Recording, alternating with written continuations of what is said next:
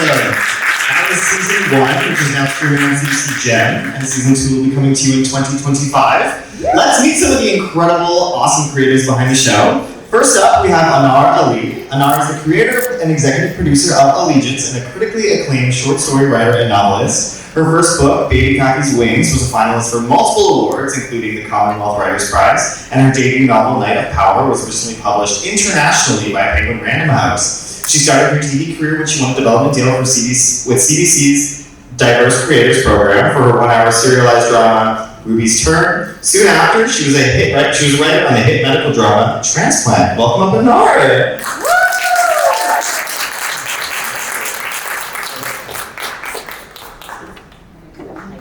Yes, I think that's how the lyrics are. Did you hear what I said? It's a proper. Yes, next up we have Nicole Mendes. Nicole Mendes is the VP Scripted Development at Lark Productions and executive produces Allegiance. Also, by the way, all four of these panelists are my bosses, so this is also going to be on that. Prior to Lark, Nicole spent over a decade at CBC overseeing shows including the hit Canadian drama Murdoch Mysteries and the critically acclaimed And with an E and the Peabody nominated adaptation of Book of Negroes. Welcome up, Nicole!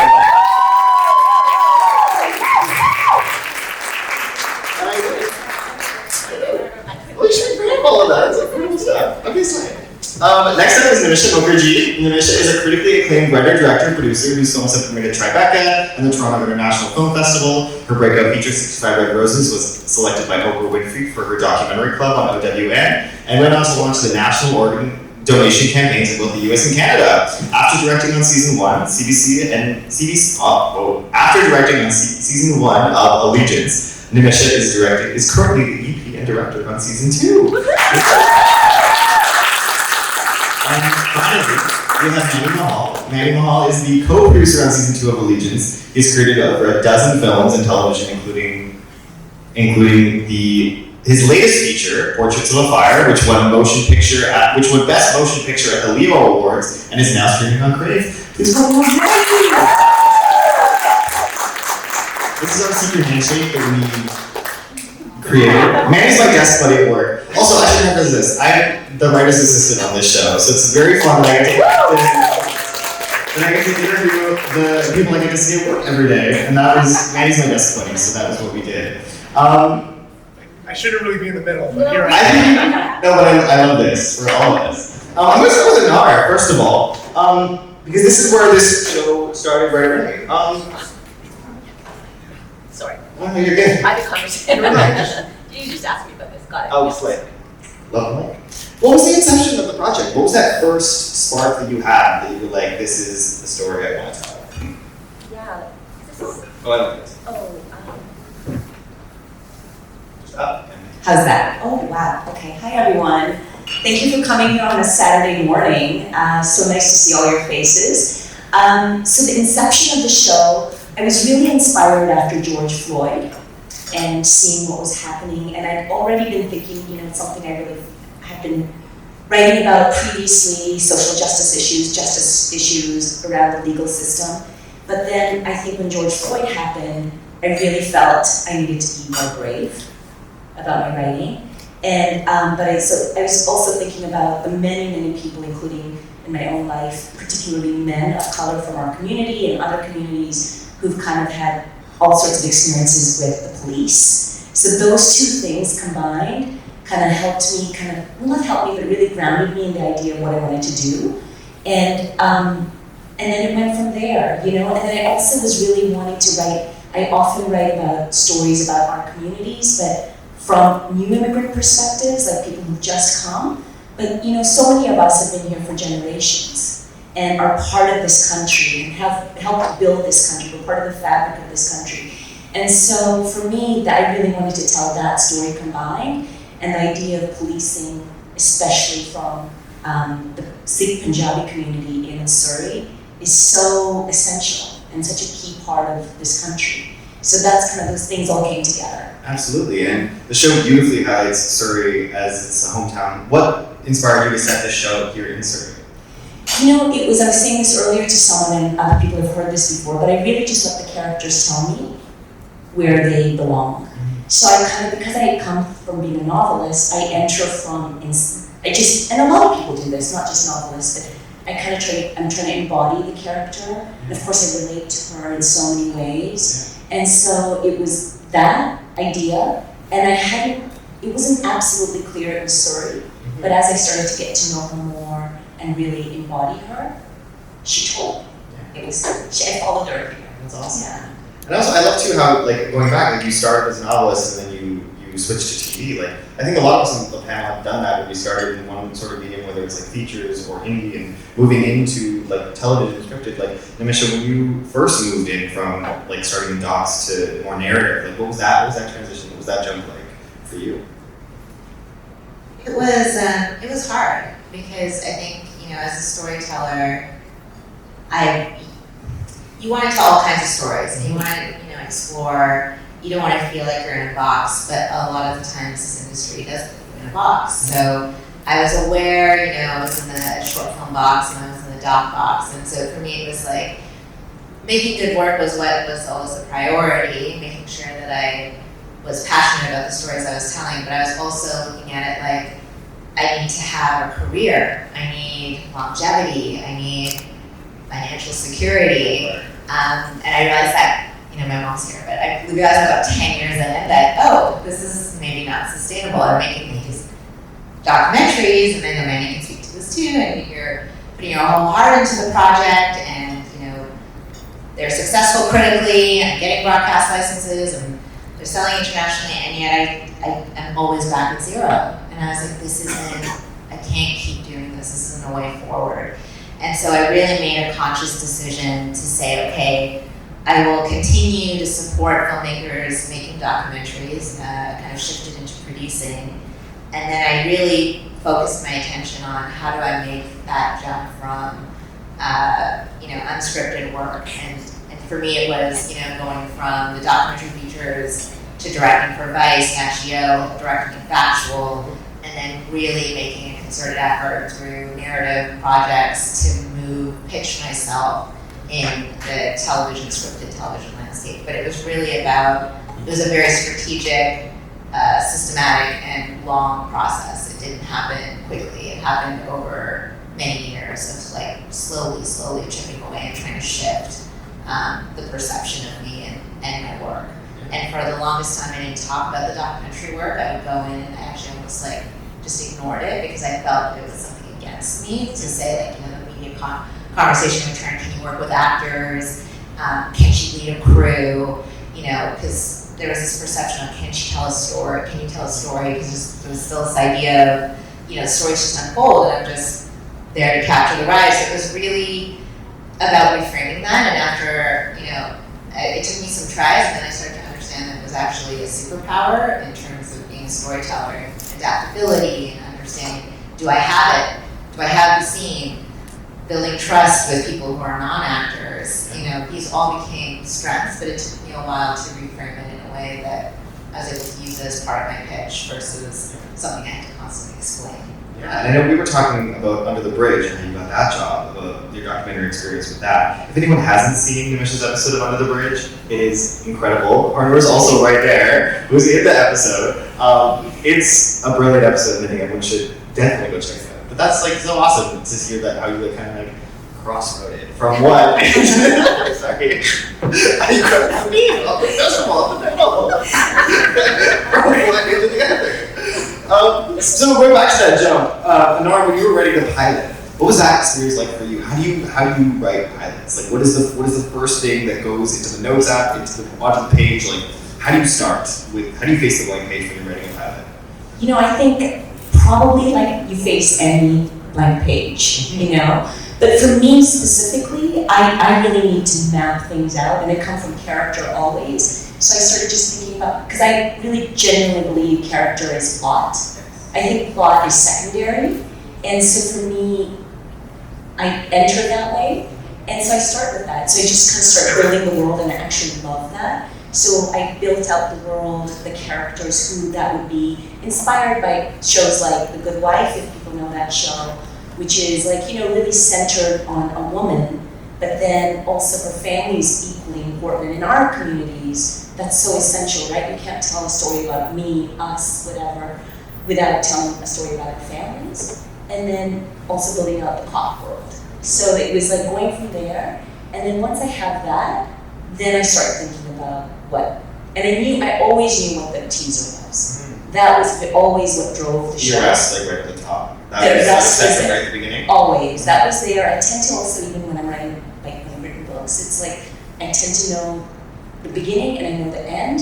Not always, but usually, and but the middle is so hard for me. Yeah. So I kind of did it, and it's iterative, and I think it's true for anyone writing or any creative process. You start, you redo it, you start, you redo it, and you kind of like, and then you get notes from people if you're lucky enough to, and that's so essential, even if you're not with a producer, to have people around you who are giving you notes that you trust. Yeah. Because you know how it is, you're not seeing something in the work, and other people are, right? So, yeah. Okay, so now that you've done this pilot, it's been noted, it's been great, it's ready to go. How do you get that pilot into Nicole's hands? How did that jump out? So how it worked actually is I had a concept and I fleshed out the characters, and I knew Nicole because she was at CBC as a development exec, and when I was in the diversity program, they had a 6-month thing, right, Nicole? It's a month-long mentorship program for. It's only a week. It felt like a long time. It was really fantastic, and I was new in the world. And so I applied because someone suggested it, and film friends said, oh, you should really think about it, so I did that, and luckily got in. And basically, out of that program, the idea was that one person was going to win a development deal with CBC. They ended up giving 2 people a deal, and I was one of them. So very lucky, and I got to work with Nicole, which is so fantastic. And so, also to work with a woman of color, and when you're a writer of color, it's such a rare experience. And Nicole and I also have so many things in common. Our families are both from Zanzibar. Of course, our heritage is Indian. So there were lots of simpaticos, and because I already had worked with her and it was such a great relationship, I was actually just going to go straight to CBC. And literally when I'm calling Nicole, out of me and yelling her, and she's literally just moved to Lark. I had no idea what Lark is, because I'm also new in the industry. And so I was like, okay. And so when Nicole heard the story, she loved it. And then she brought in her boss, Aaron Haskett, who's the head of Lark, and then it went from there. So yeah, then I'll actually tell you quickly the process, and Nicole can flesh it out. So we did that. I created a pitch document because Lark bought it when they heard the story, which was wonderful. And at that point, I went away and I just built out further the world. And then we did a pitch document that we sent out, or then we set up appointments, meetings with the networks. And then it went from there, right? I'll let Nicole handle the rest of that part, because I'm like, she did a lot of that work. So. Well, and like you also, that's really awesome. And because you also, I don't know about the mic is. Okay, whatever. You can take mine. You can take mine. Yes. Oh, they said that. Yes. Like you in your job as VP scripted development, like I'm sure you hear many a pitch. What stands out to you when someone is pitching a story to you? Yes, lots of pitches. Just one or two. But also at CBC as well, like, yes. a lot of pitches. No, I mean, I think you're always looking for your connection to the story, the way in. I think when we're, as a production company, looking at what stories we want to take on, it's obviously the connection to the material, like, do we believe in it creatively, but there's also, the business side of it, where can we sell the project, are there multiple homes for it, are we the right production company, because sometimes even if it's a basic story, like, we might not be the right home for it. So you kind of look at all of those things and evaluate, but usually it's like, it's a connection, and Anar is such a great storyteller that, like, when we had that first conversation, and she didn't know why I was like, oh, I just gave my resignation at CBC a week ago. It was really like, it was very early days. It was really an idea and a conversation, but you were clear what you wanted to do in the sense of, and I'm going to steal your story about it, the power of the procedural. Procedural is something I know I can sell in this country. So Yes, absolutely. And y'all have been selling them away. Like Law and Order in Toronto, like incredible shows that have been coming out. So Family Law. Yes, and go to the Lark team is also here and responsible for a lot of those incredible shows. Okay, so how did CBC end up getting involved in this? Like, what was that process like? So Lark had bought the show, and you did the pitch development, and development rooms. When does CBC come in and is like, that's ours? Yeah, so we auctioned the project, Mhm. and then we developed the pitch document, and then we also developed the verbal pitch as well. So it's sort of a couple of different parts, and then we were taking it out to all the broadcasters. We knew it was going to be a Canadian play, we knew it was going to be a Canadian broadcaster play, not necessarily a streamer play. And so we did the pitches. We actually got 2 offers on the project. There would have been a third, but hilariously, the exec, it turns out, anyway, she was leaving and going to CBC. And so when I asked her, I was like, hey, we've got 2 offers. Are you guys interested? And she was like, well, you guys should just go for the offer you have. And then, literally 3 weeks later, she's like, She's like, CC on email chains. How did you get here? How did you do this? Oh, you're here now. Come back. Yes. That's awesome. Yeah, so it was all pretty full circle. And I mean, I like to think of it as like after 11 years with CBC, I really hope I know how to sell projects now. I mean, and you did, and that's it's a great process to just get there. 2 offers on a show is Yeah, a huge. it doesn't usually happen. That definitely does not. Yeah. That's awesome. And I want to talk a little bit about like the verbal pitch. Manny, I've been very blessed to be able to watch Manny verbally pitch an episode of a television show. But jumping in on does anyone here have any tips on how to verbal pitch? Like, what does that look like? What does that consist of? Any things that you've any secret sauce that you've put in that's very special to yours? If you want to share. I can try to share something about mine. I definitely have probably the least experience on this stuff when it comes to doing verbal pitches, but I think it does come down to if you can get across why you want to tell this story, that usually resonates, however that may be. If it's a story from your childhood, and you have a parable that you want to share, or an image that's really important to you, that really helps get it across. For me, I come from a world kind of similar to Nish, doing some short films and docs in the past, really just trying to find the heart of what I want to share, and kind of starting with that. Before you even get to the episode or the story that I want to tell, it's this is where this comes from, and this is why it's really important to me that you listen. And usually that kind of puts people on the spot, and I have to listen now, I can't just zone out, and I think people really respond to that. Yeah, absolutely. Yeah, and Anar, what was the verbal pitch for Allegiance? Good, I guess. I mean, that's old. Hell's over. That's the answer. Oh, yeah. Sorry, we rehearsed it a bunch. We did, yeah, and absolutely. So Nicole was a great partner in development, and I think also my background before I became a writer, I spent 10 years at Procter & Gamble. So I did that career. And I know there's many people I know I've met, and many of us, we end up sometimes choosing those careers inspired by our families and wanting to really also take care of our families and have stability and that kind of thing. So I worked there for 10 years in business development. So, part of my work was marketing and pitching, So that also was part of the thing. But to Nicole's point, we really practiced, and we put together a pitch document, and it was literally just going through the key elements of the show. So the overall idea, but to Manny's point, why this was so important to me, also why this was important now. And those are the things I referenced earlier, right? Like the George Floyd element. The other element, of course, is about our stories, and there's so many great stories to tell from our communities, but really also centering in a Canadian story. Absolutely. Which is kind of, like we were saying, usually when we hear our stories, it's always about the immigrant, the person who's trying to be Canadian, but how about the folks who, been here? So those are the things that we really centered on, and of course the characters. And we pitched out what the pilot would be. So we had a basic structure for the pilot, and so I pitched out that. And did you also have the whole season planned when you were pitching to CBC? Not at that point, this is no. the pilot, this is the very key moments of the teaser of the arrest and all that kind of stuff. it was pretty detailed. Yes. In fact, it went too detailed, and Nicole had to pull it back. Well, that's a good before we problem went to to the have. pitch, That's a very good problem to have. Yeah. I have too much stories with no story. Well, I don't know, it was all good. That's why you have great producers like Nicole to tell you, help you kind of discern that, which is so helpful.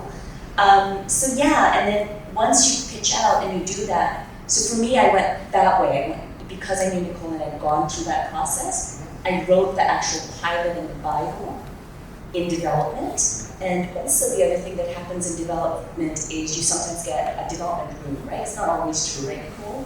But for ours, we did. And so we had other writers also like involved. The pilot had already been written, but kind of we were thinking about episode 2 because they also needed episode 2 and the Bible.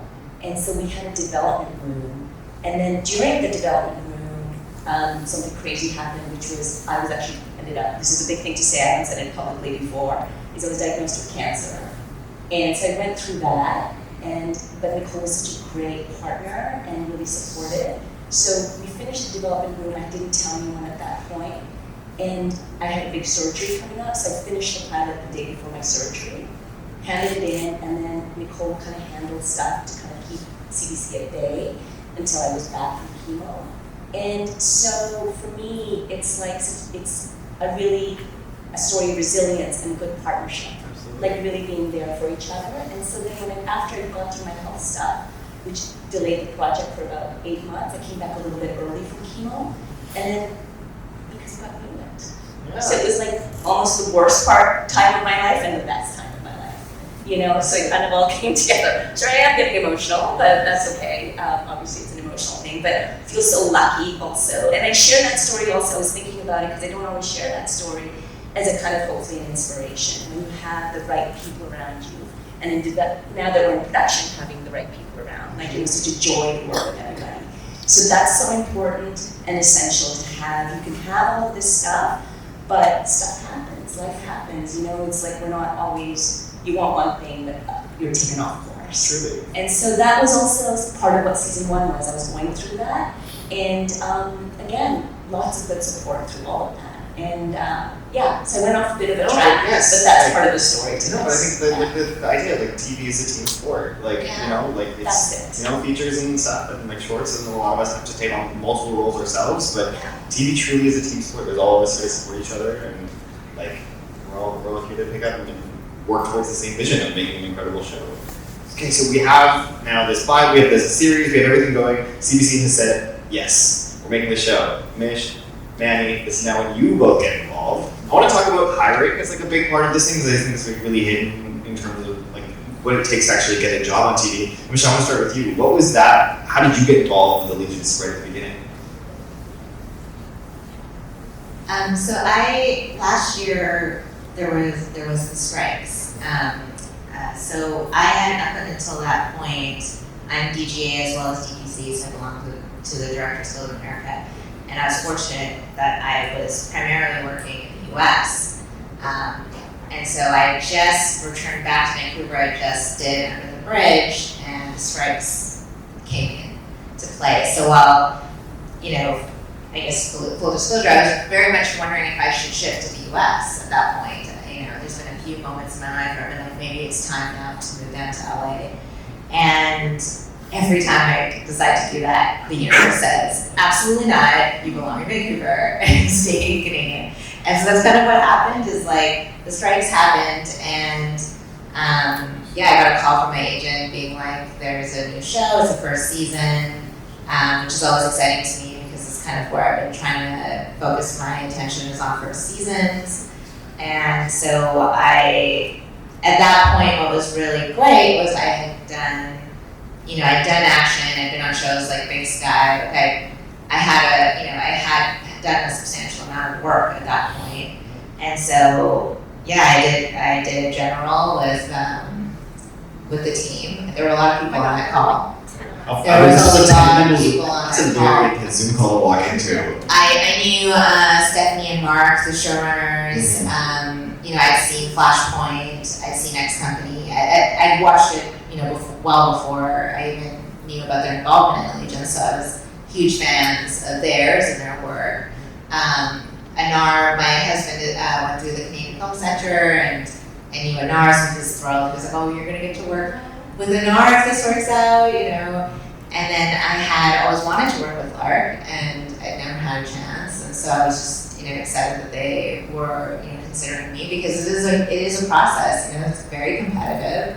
there's a huge amount of talent in BC and especially in Vancouver. There's a lot of Canadian directors.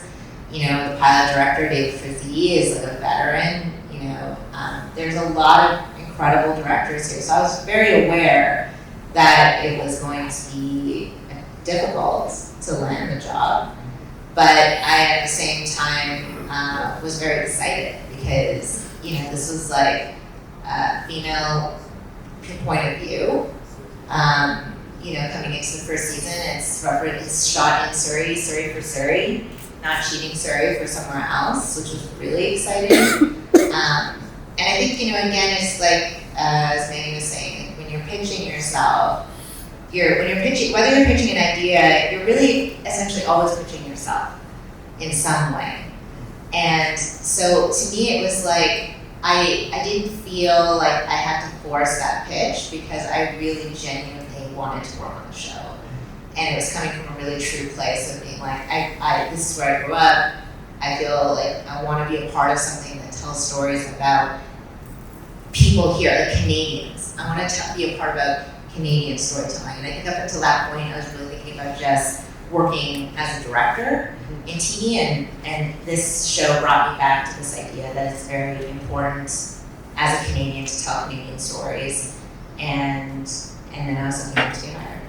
So that's great. And I also like want to highlight too, like the idea of like, you know, Mark knowing Anar way back when, and it's that connection coming back and like the scene, you know, like the community that we foster when we're all like starting out will all come together in that lateral.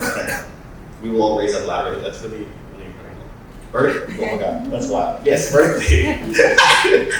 Vertically. We will raise vertically. Hopefully not laterally.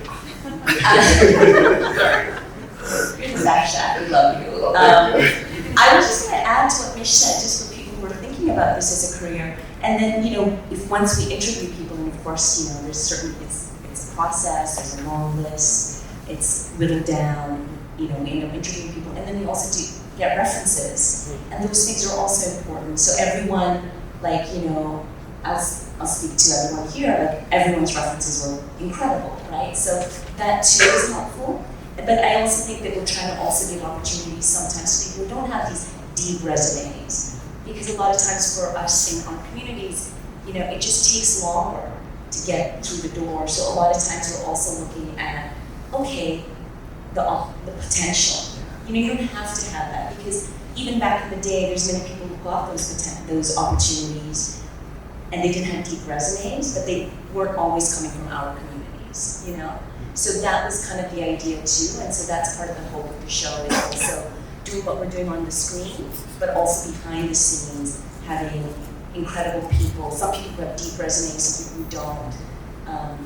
But the idea is like coming from that place of authenticity, Absolutely. You know? So that's kind of the hope for the show. Yeah, and I think that has come across in like the hiring of the writers room, you know, like as someone who's sitting there every day, like it was one of the most inviting and coolest, swaggiest environments I've ever been in, and also like the safest environment I think I've ever been in too, to be able to just like share stories and understand that people like understand it and get it, and you know, truly feeling like the people in that room like have your back and support you, because like so long it was like it was only one of us. It's like, you know, we're all here, so we're gonna stay here together, which is really cool. It's really awesome. Manny, I want to talk about how you got hired at Allegiance, and I want to hear this story. I want to hear this story about how you got hired onto the show. And Nicole, I don't think lots of this story. Let's get it all. I actually want to hear Nicole's version of this story, because I haven't heard it from your side yet. Do you want to start? No, you start. Okay, well, And I'll correct you. yes. She will correct me. I can't wait for notes on this story, Nicole. You should hold it. We won't go back and forth. But no, because to echo everything Anar and Nimisha are saying, there are a lot of different ways to kind of enter into this industry, and I didn't know any of them when I first started. So how I met Nicole was through a different person at Lark, but essentially my way of getting onto this show, because I didn't have an agent or representation at the time, I kind of just had myself, and I just would always try to, like whenever I try to meet anyone in this industry, I always try to find their email address, right? And then try to email them and just say, hey, this is who I am, this is what I want to do you have like any time to talk? And very luckily, a person at Lark named Tex Antonucci reached out to me or actually responded back to me and gave me some time in his day, and then led me towards Nicole. And we met on a Zoom in 2021, and I have been annoying her ever since. Follow-up emails, checking in on her, just kind of asking always about what's happening. And then I was in Toronto, and I just emailed Nicole to be like, hey, do you have time to talk and hang out in person? Because we hadn't met in person yet. And over that coffee, she was telling me about Allegiance and the show they had in Surrey. And I obviously, with no tact whatsoever, said, I want to write for that. With no manners at all. Didn't even know, I had no real credits to my name, had absolutely needed someone to take that kind of leap of faith with me. And thankfully, Nicole did that. So, and now you're here.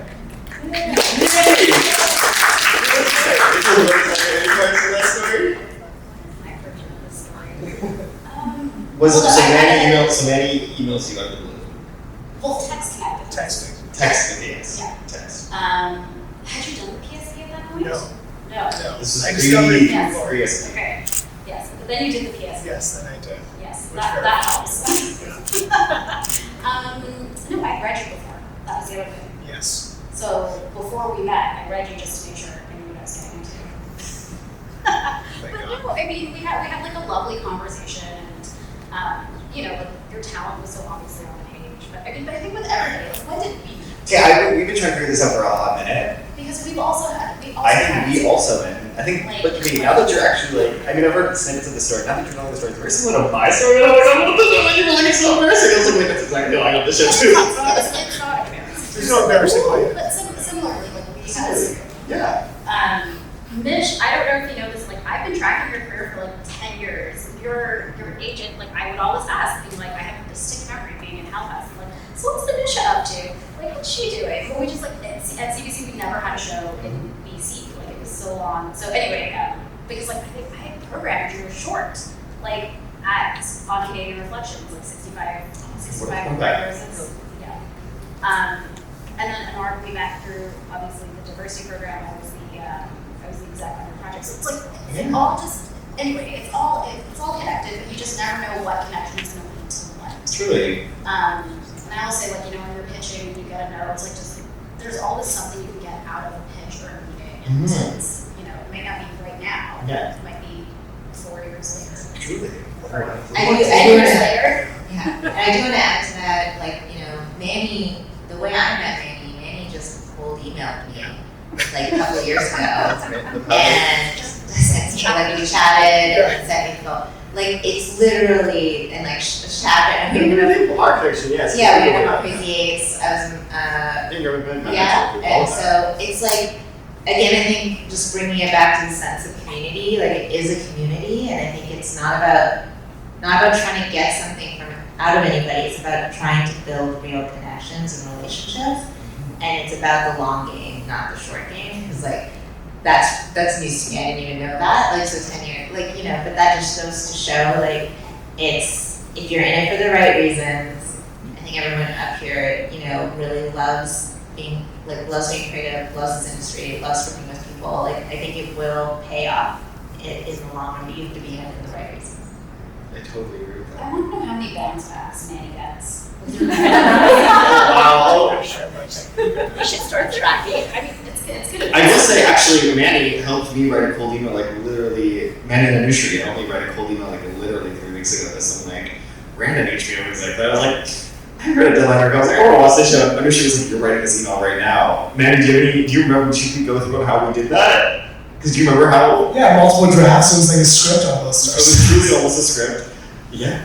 But no, I get a lot of bounce backs. Are you guessing the email's wrong?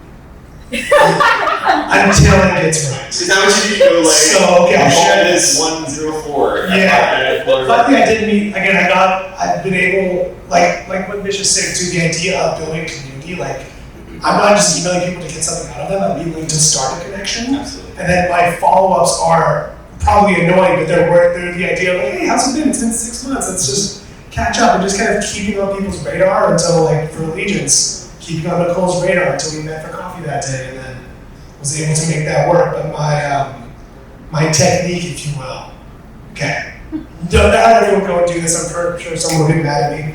for this, but you know how most email accounts are just, I'm going to share it because anyone wants to know.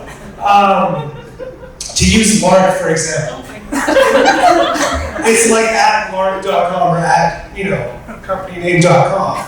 And most of the time, it's just their names, right? For Nicole Mendes at lark.com. Oh, there you go.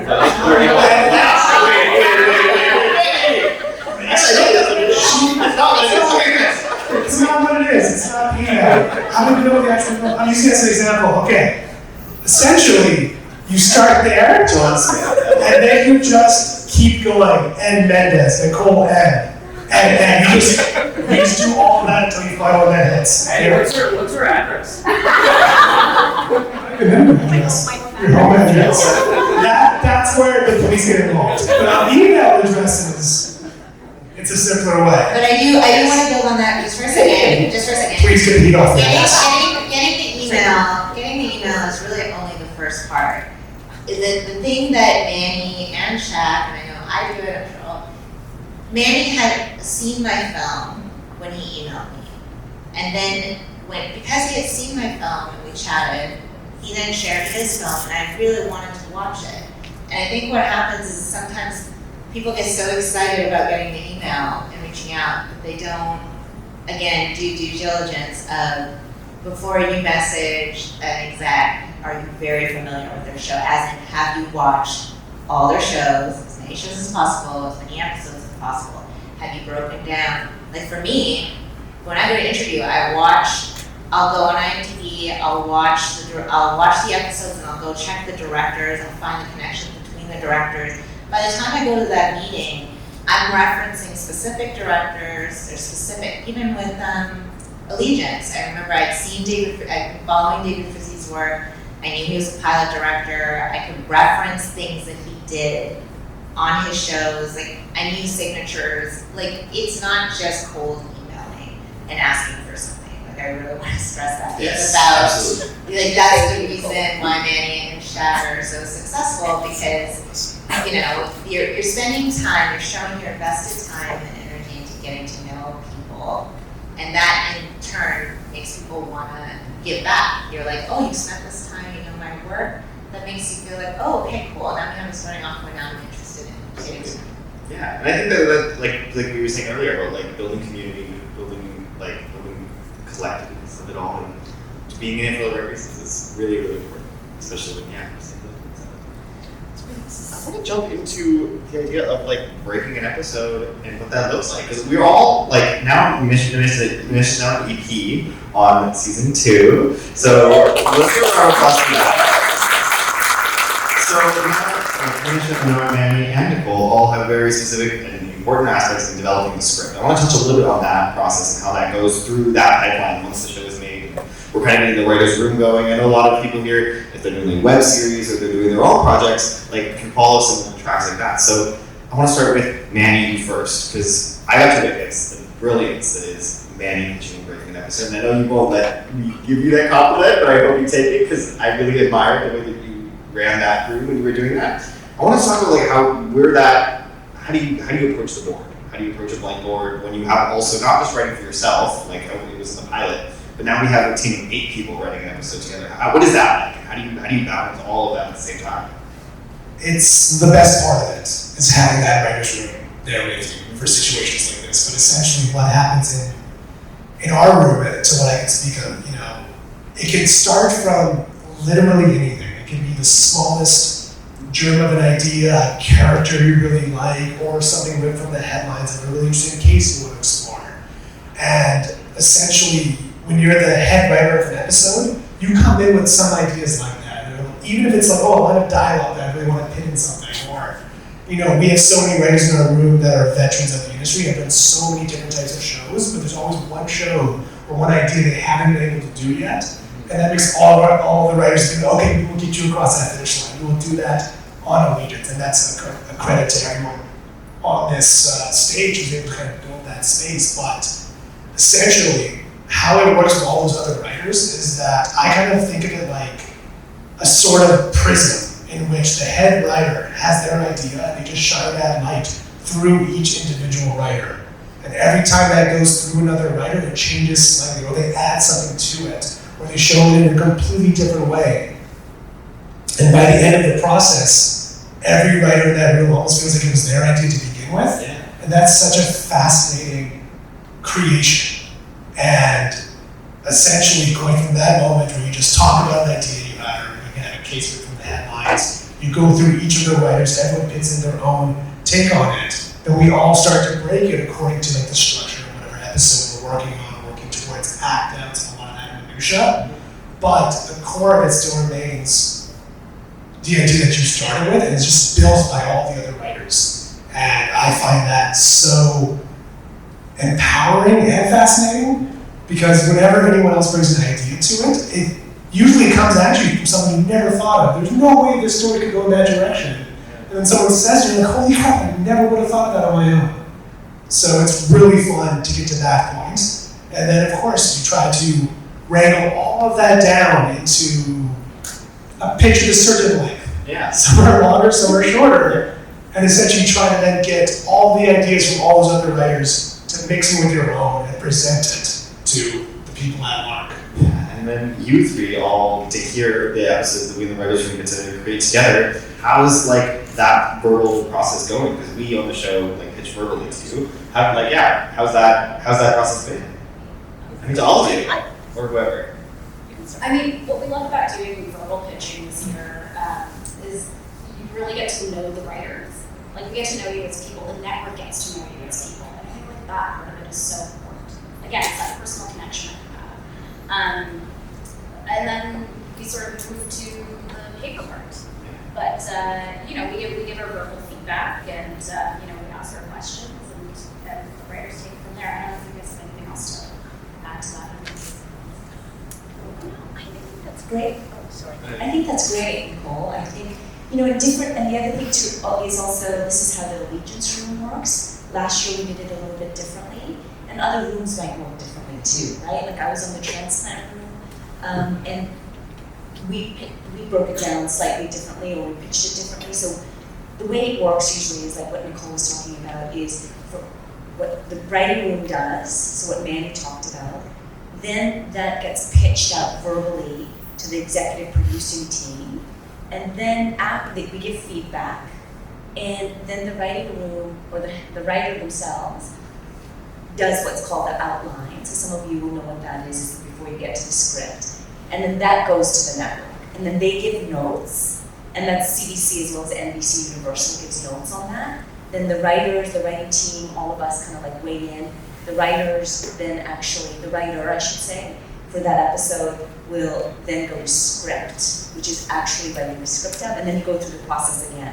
So there's so many, I'm trying to share that as a way to say there's so many cogs in the wheel, so to speak, of making us go forward. And at the same time, because it's TV, you sometimes have all these balls in the air at the same time. So even though, like for instance, right now, Nimisha is, or Misha, she goes by. It felt weird to say Nimisha. What? Who's that? Mish is the director for Block 2, which is episodes 3 and 4, and I'm on set with her as one of the producers. And Manny's in the writing room. And so we're doing that, but we're actually writing 9 and 10 right now. So we're writing episode 9 and 10. We're shooting 2 and 3, but 1 and 2 have already been shot, so we're doing post-production, i.e. the editing for that. So you can imagine it's like a little bit of a factory, unlike film or something. So it's kind of this process, and you have so many people involved, like different departments and stuff. So it's actually a miracle. And in many ways, it's like every 3 weeks to 6 weeks, we're making a movie. Yeah. Kind of what we're doing. True. Because 2 episodes is 90 minutes about. So if you think about that, it's truly a miracle. It's true. It speaks. Yeah, it really does. So I just wanted to share that in terms of the process. But different rooms will do it slightly differently. This is just how our room does it. Yeah. And Mitch, you have directed quite a bit of TV, and you're kind of in the pipeline. You kind of don't get to see all of the whole factory. You get thrown into the pipeline, and here's day one. Here's my production job. Go for it. Is how you described it to me. What has it been like being an executive producer on Allegiance and seeing the whole process through, and how has that influenced your episodic directing and your own personal directing as well? Yeah, that's a really good question. I think it was nice to come back, it's always nice to be on the first season and then come back in the second season, because as a director, an episodic director, you're constantly like, it's like being the new kid at a high school. Like, it's like you walk in and immediately everybody's a family, and you're that new person you're supposed to lead. You're supposed to collaborate and communicate, but you don't know, you've never met mostly anybody. You might have a few connections. And you're kind of like, in this case, you have 3 weeks of prep. So you have 3 weeks to very quickly download the information. You've just gotten the script. And so I'm used to that. I'm really used to that, like where you go in, very quickly try to make these connections. You deliver your episode. But what was really nice, I was already excited about the possibility of coming back to second season as an episodic director. Because I was like, now I know the show. I know the show, and I know people on the team, so I'm not going to be going in kind of feeling a little bit alone, which you sometimes feel as the episodic director. You feel like you're kind of on your own there. And then when the executive producing aspect came in, I was just really thrilled, because it was for me an opportunity to really understand the big picture of the season and understand those connections. And it has influenced me as an episodic director, because while you're always trying to think of the big picture about how you fit, I really know so much. I have so much information, and I've got to see and read so many incredible episodes, and see how the writers work, and see how these outlines have shaped up, and see how the leadership from Lark works, and so you get to be a part. Really, you kind of feel a little bit. I remember when I spoke to Aaron about this, when it came up as coming in potentially for a second season. I was like, I've never really had a home. I've always been traveling. We're always going from one city to another, and I kind of feel like it would be really nice to have a little bit of a home. And I think that was from day one, sort of feeling like, you always feel like you want to be part of the team, but this time I really felt, I'm really here as a part of this team. So that was very nice. It's really great too, and also a sense of just being able to settle into a space, and not okay, I'm the subject director, this is my office, and I'm here for 2 weeks. Is there any no, I can actually put up a photo in this office. I can actually put up a lamp. I can actually live in a space and allow those things can happen. So then you can allow the creativity to just flow in and actually do the work, as opposed to having to worry about setting up and then going. Which I think it really does show in the way that you handle prep and handle the work. So yeah, that's really, really awesome.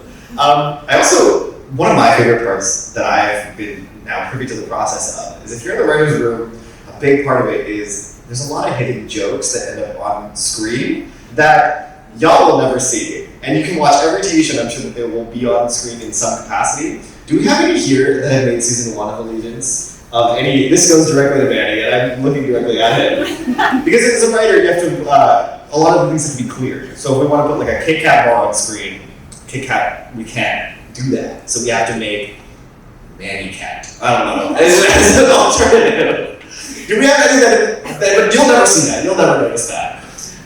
Is there any special little hidden Easter eggs that have made it on the screen that anyone's really excited to offer the audience?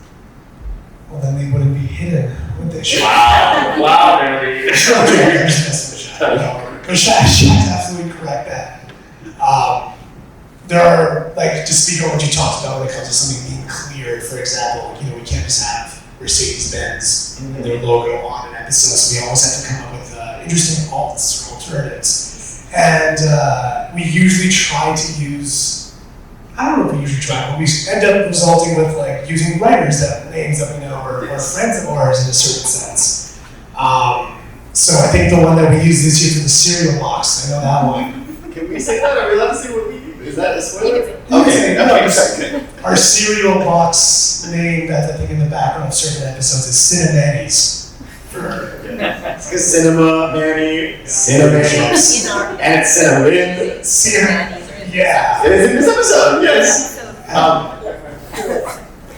And I can't tell you what the nutritional information is for that. Yeah. Also, cinnamon's spelled wrong. Cinnamon is so Yeah. but you'll never see it. Actually, wait, you might, I don't know. You might actually don't end up seeing it. We're not gonna see it. You'll never see it. It's probably in the kitchen in the back somewhere. It's okay, yeah. Yeah, If someone does see it at a grocery store somewhere, let me know, I'll royalties on that, so. Yes, well, truly, actually, Alicia's brand merch of Cinnamon is offering now in Walmart. That would be That's fantastic. happening. Here's Alice. There's going to be the cover house.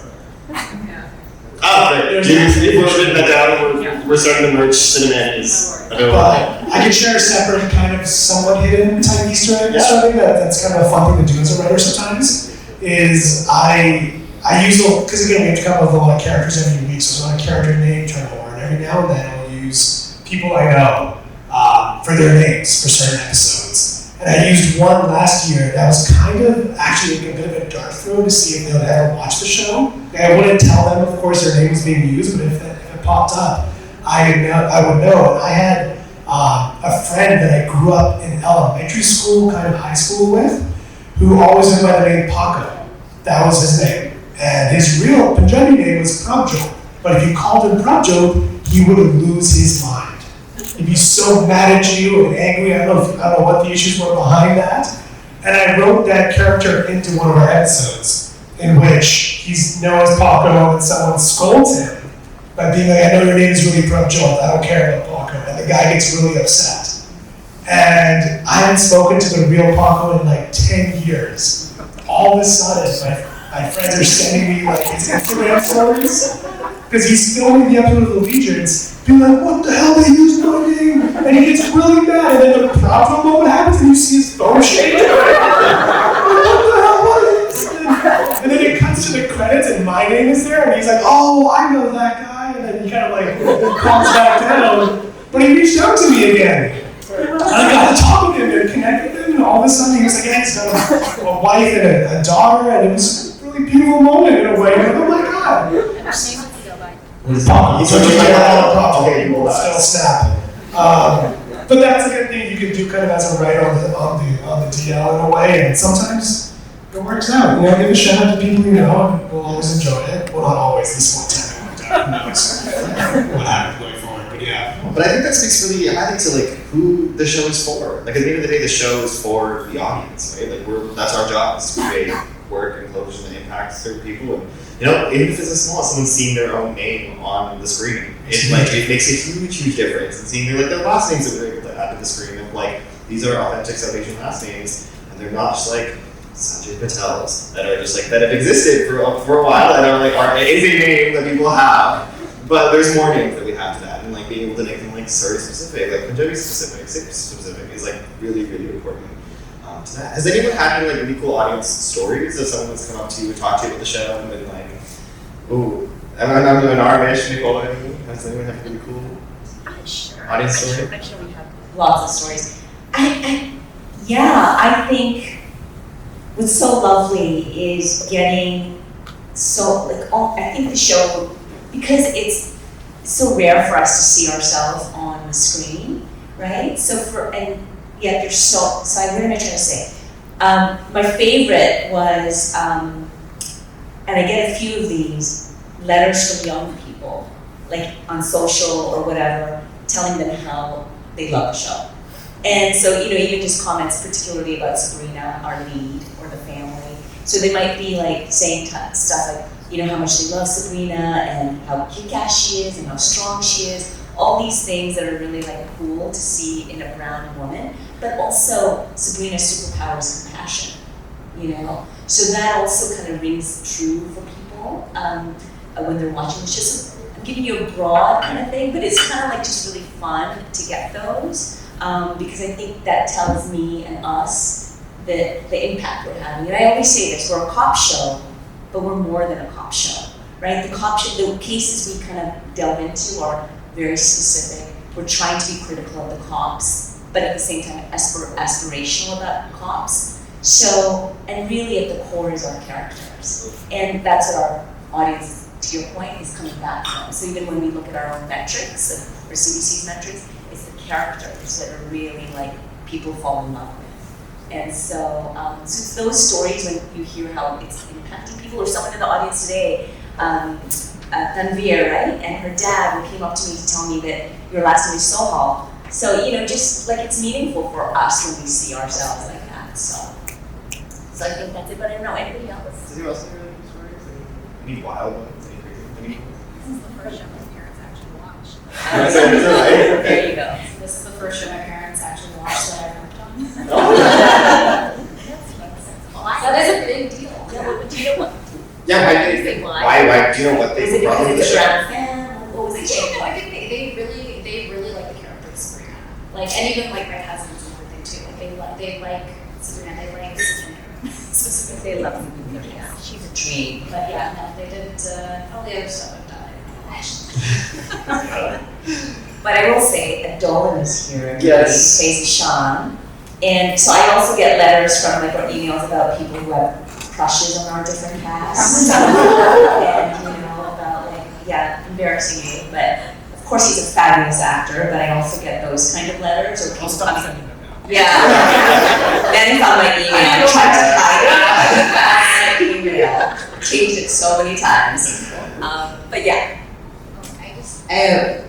It's just about like casting. I think what I noticed last season and what I've been able to kind of see more of on this season is you have a lot of, so that what's wonderful and exciting about the show is that these guest starring roles, and they're really, really critical to the overall story. So you have our main cast who are phenomenal, and then you have these roles, and whether they're small or they're bigger, each role really counts. And what we're seeing in casting is, for the first time, you'll see someone like we're really breaking out actors, like young or not young. Sorry, I should just say a diverse pool of talent that's here that have never had a chance to be seen, who are watching, and whether or not they get that particular role.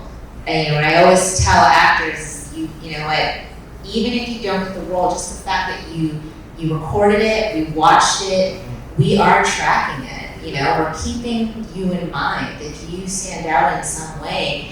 And that's what's so exciting with the show. And on season 2 is like, if we didn't get you in on season 1, we're looking for ways and maybe bring them in again, and maybe it doesn't work out, but again, we're tracking that talent pool that's here who maybe have never had opportunities before. And what's exciting for me is when you see someone get their breakout, and then now I run into them and they're on another show, and you're like, oh wow, like the show is literally, giving opportunities, and that's happening, behind the scenes as well with crew, and people getting chances to rise up, and I think that's what's really, really neat about having a show like Allegiance filming in Vancouver. It's a CBC show, and it's a hit show.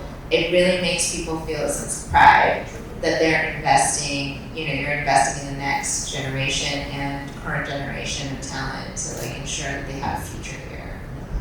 Can I just say, we do have we have a couple of actors here. We do. It's really But there's one in particular that when this role was written, Manny, I was like, how the heck are we gonna cast a 14-year-old who can act and carry these 2 episodes as a guest star? Our casting team did a great job, and I don't know. Let's talk about that. So, I don't name names, but. I think we should. It's so totally thank you for watching. Yes, I did a certain character that I think we all might know in our lives. And I know what Nicole was meaning was how are we going to find someone who can do this? And it was obviously difficult, but Yuvraj was an actor who just embodied the role so much. And what was so incredible with that is that I like to think of that role. It was about a young kind of Punjabi teenager who was idolizing the gang life in Surrey and was desperately wanting to become a part of it, who obviously did not know how terrible that life really is. And I feel that is a particular issue in Surrey. And a lot of young men get really into that life. And to be able to find an actor who can embody that, who's been around that probably in his own high school, and see that kind of role on screen and not have it played by someone who has no idea what that's like, who doesn't have the friends who are in those those circles. It would have been very tough. And again, that's the benefit of a show like this, really highlighting Vancouver, Surrey,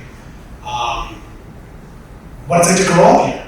And Yuvraj came in and just absolutely nailed it. And I couldn't believe when, because this character was a bit of a potty mouth, to say the least. Oh wow, this is a little blue scar. I was like, anyone would have acted that in the back of a blue scar. Yeah. And I thought, oh, Yuvraj, he must have done something like this before, but no, he was an incredible stand-up kid who just really knew how to tap into that. And don't know if we would have been able to work together without a role like that existing on a show like this, set in a community like this. So, yeah. It's really cool that we're able to incubate talent all across the board, not even just like the writer side, the director side, like all across. We're able to really like raise up the BC talent just by having a show. It really I also just want to mention Anar is here too.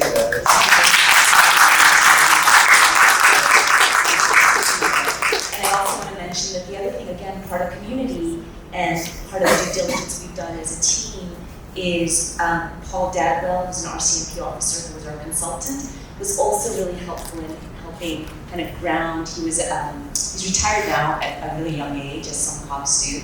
But he was really like focused on gangs. He worked in guns and gangs. So he was also essential for us to really get authentic stories because we have great writers who are from the community. A lot of our team is, but also to kind of get that perspective from that side. What is it to be a brown cop? It's different from being a white cop. It really is because you're policing your own community. What does that mean, especially when you're like meeting young gang members and stuff like that? So those kind of things are also so important for us. We want it to be really grounded and tell the stories from inside versus what sometimes happens with shows where it's like told by somebody else. And you can feel it. You can feel it. So we really are like so proud of the fact that we're trying to do that anyway. So yeah. This is awesome. I want to open it up to audience questions. I will steal one of the mics, and we'll have one mic going around. But does anyone have any questions for our panel here? Yes. Audience plans. First of all my friends and we all love the show. A lot of my friends came up here during school, and they're like, "Oh shoot, you're like that Jason kid" and stuff like that. Hyping me up and stuff. So that's pretty cool. My question is, following the success of a show made in Surrey, do you have any advice for filmmakers and stuff for if they want to make something set in Surrey, whether it be a TV show or a movie or whatever? It's not particular advice. The Surrey Film Board is like the best film board I have ever worked with. They are so accommodating and like any budget level, like big features, big TV shows to like shorts, like they will help. Like James and Pam at the Film Board, I cannot say enough good things about them. They're awesome. So Surrey is a very film-friendly place, and I know if Manny was still here, I know like it's part of her goal to sort of build Surrey as a film hub. So yeah, I don't know if that's any advice. I don't know. Manny, you talk about shorts and things. I don't know if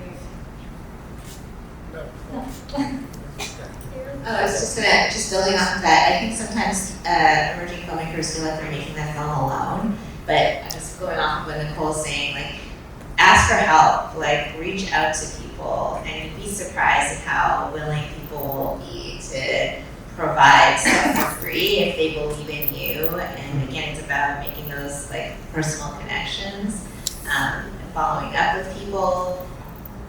I'll do a lot for a free coffee. I've told people, like, if She will, you it's just, true. if you again, if you just show that you really value people's time, I'm always amazed. And I think you, Roger, you're already doing that with, you put the work in to write a project, you're reaching out to people for mentorship and support. And I think that it's really, you're never gonna make a project by yourself. You take that pressure off yourself right now.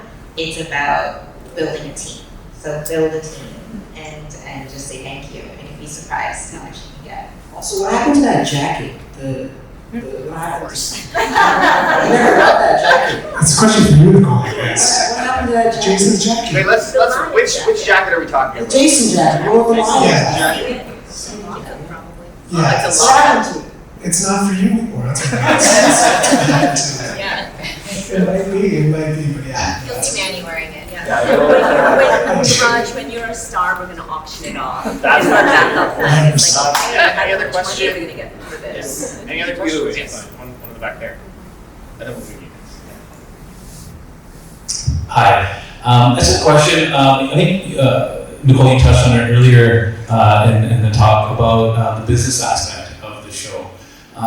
The question is, when this story comes across your desk from Anar, knowing that it's kind of in Lark's wheelhouse and something that y'all can do, what was the hook for you to say, yeah, we're going to take this on, and this is something that we want to push to the networks? And then what was the thing with the networks to say, like, we have a South Asian #1 on the show. You got 2 offers. What was that like? And what was the sort of the real hook for them to say, like, hey, you know what, this is something we can do? And you probably now have the numbers in terms of who's watching the show and all that. But going into it without that information, how did that come across? How did that get across the finish line? Yeah, I mean, I guess when I worked at the network, I did have some audience metrics. Like, we would get audience reports and we would see who's watching, and but anecdotally seeing like what my friends watch, what my peers are watching. I think it was also just the right place at the right time. Like, so much of it is timing. I don't know, like, when did we sell this project? 2021? 2021. Yeah, 2021. It was just the right time. But I think what's really special about Allegiance and what's so smart about what Anar did was it's a procedural. So it is this family story about this, South Asian woman, but it's also, a cop story, like something people are familiar with and that they can, so if you're not necessarily pitching to someone who, like me, who wants to see that or understands, I don't say wants to see, but like who understands that aspect of it, but it's in this box that they do understand in terms of the procedural.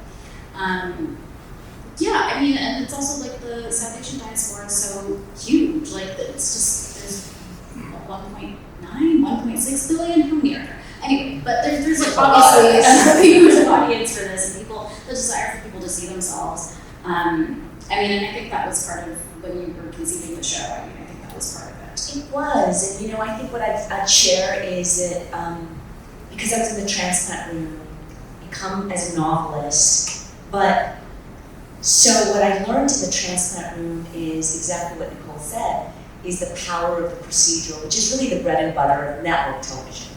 Not about, it's not streamers and stuff, but I started thinking, and it's like funny because I've written books, my parents haven't really read them, but the show, so in a weird way it was also inspired particularly by my mom, the idea of trying to like go into television with the idea of reaching a broader audience. And the way I was thinking about it is really, it's a Trojan horse, the police procedural, not to like the cop part of it isn't nothing. It's like making it really like stories that are relevant to today and our community and communities. And I say community meaning also not just South Asian communities, BIPOC communities, but the show's being watched by many people.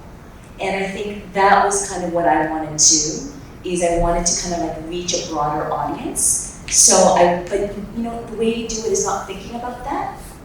You really, for me, it's like going really specific, because the specific is universal. And so I think for all the like history in Hollywood and here, it's this story of like, well, non-BIPOC people won't watch if it's like a brown lead. But the thing is, we've all been watching white leads forever, and we like it. Like we enjoy those shows. We're part of that audience. So if you really tell a story from that place, so it's a tricky balance, right? You want to think of like what's out there and what's available, but don't let that drive you. Let the story and the characters drive you, and then let them tell you what the form is. So there are stories I know for me that will not belong on television. They belong in film, they belong in a book.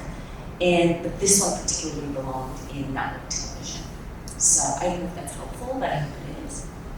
I guess let's take another question. One down here. Oh, yeah. Let's do the one there then, right here. Yeah, you.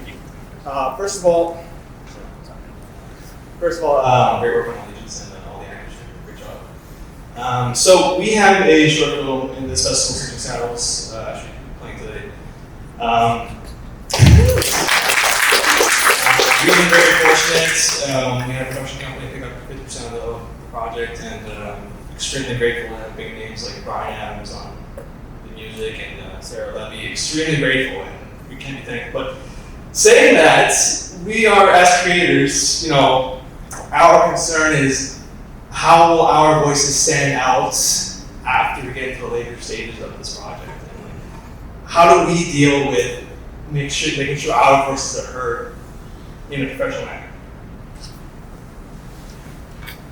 Good question, And I think in television, the vision of the creator is really important. But also what happens is it's a collaborative meeting, right? So even now in season 1, you'll see the core of the show, which was built in development with Nicole and the development room when we finally got there. It's still there.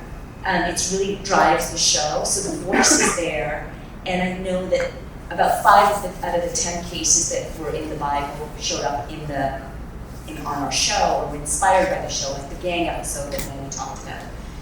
But I do think you have to, if you're going to try to do TV, you have to be very open to the idea that there's so many people building the show. So even though that is the driving force, there's no way you have a season at all. Because first of all, even when I describe the process, how would you ever do that alone? You can't. So it's kind of like this kind of balance. So you have to be able to be okay with that.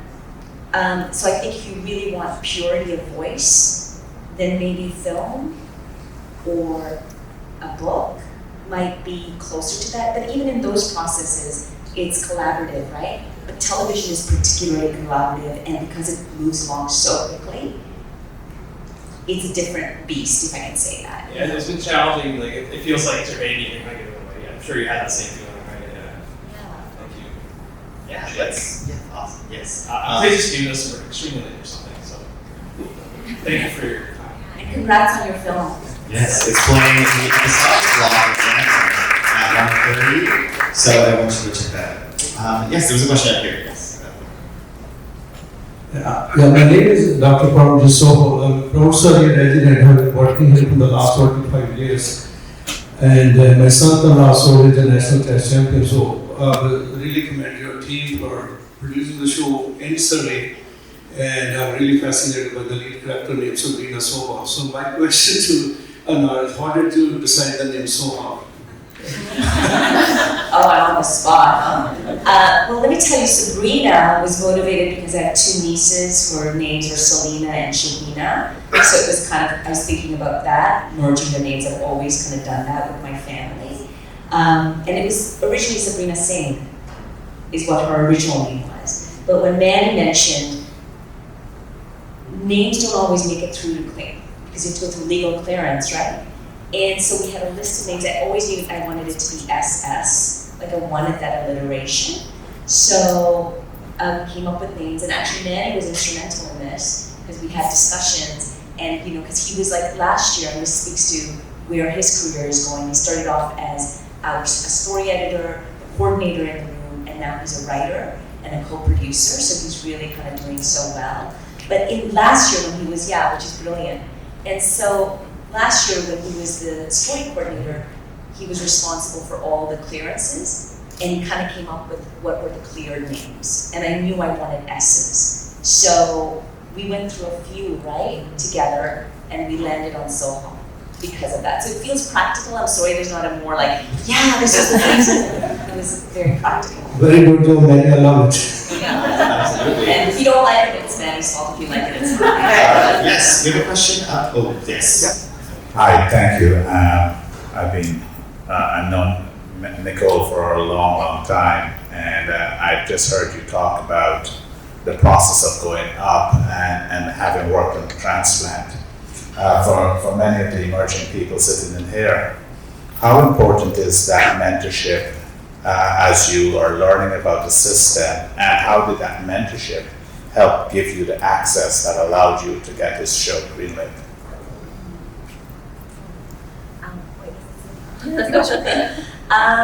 It's a good question. You know, I think I probably have a slightly unusual story from other people.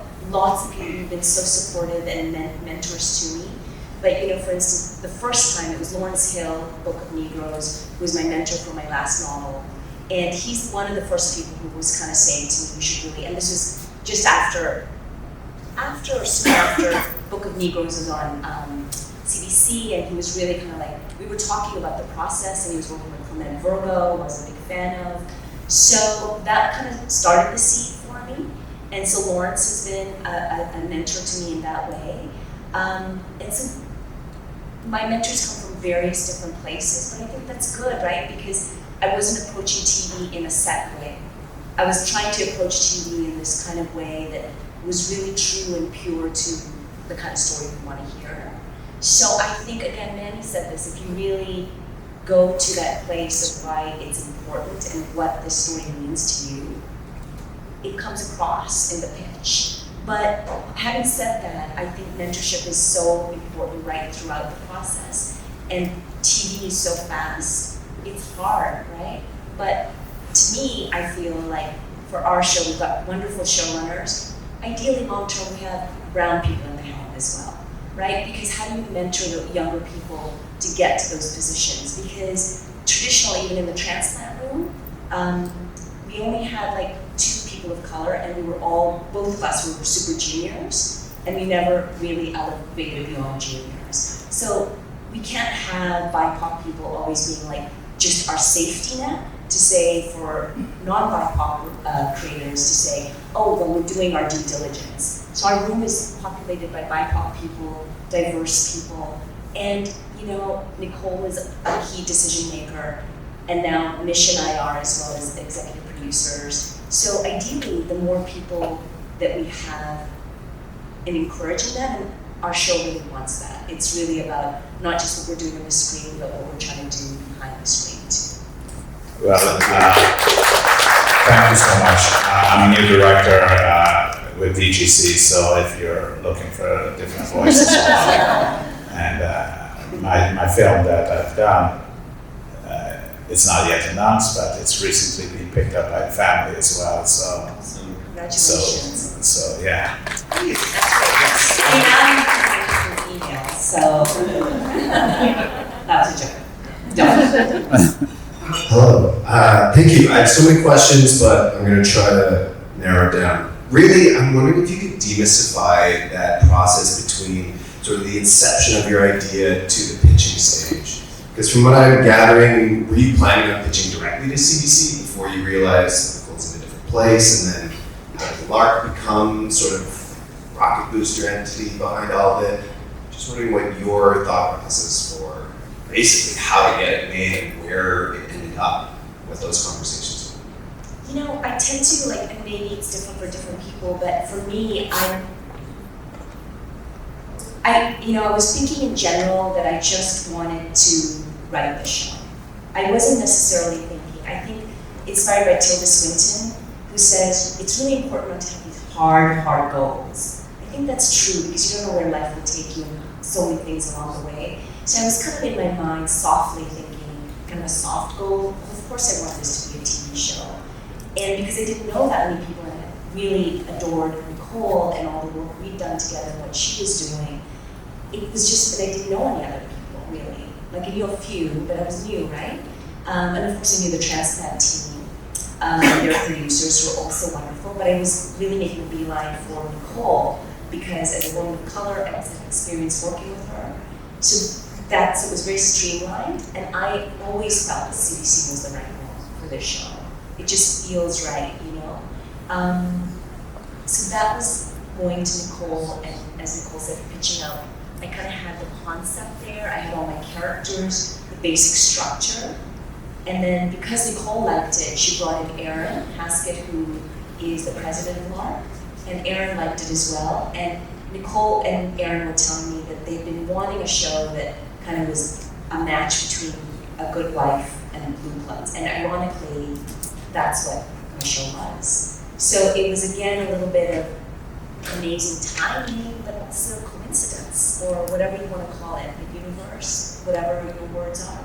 So I felt like there was something wonderful carrying the show. And yet I also want to say, like, you know, I know the show's been groundbreaking, but there's so many people that brought us here. I just happen to be the creator of this show, and I happen to like know Nicole, but please know that there's so many, like all of us together have been building towards things. And so for me, I feel like I want to encourage you to like continue to do that. Whatever stories you have, writing those down, and even if it's in the concept or the pitches. And it was a little easier for me to go with a pitch because I knew Nicole. And you know, I also have a personal attitude. I know I should be saying it in front of all the producers, but I'm not going to write a pilot unless I'm going to sell a show. And so I've had other shows in development, and only until, because I feel like it's also about fairness, and if you're going to put that labor in, so I'll break it out, I'll do all of that work, but until I know that I'm going to actually get paid for it, I'm not going to do it.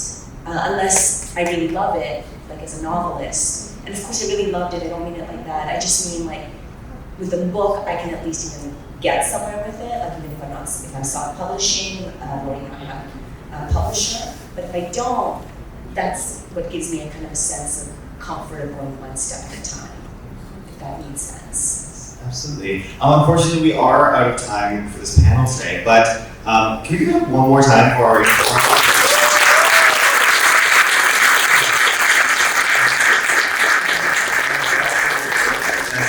this panel went well, or else I was like, oh my god, do I have to show work on Tuesday? And like, something like that. No, we all got a match. That's great. We have an incredible lineup of programming here at iSAFF, so please check it out. At 1:30 at Landmark in Guildford, we have the feature film Kunjal, as well as the episodics block, which which good, because they need to be there for that. So we have the episodics block, both of which are really great, so I would totally recommend checking them out. Also tomorrow we have The Glassworker playing at 12:30. So I would go check out those incredible films, and yes, thank you so much for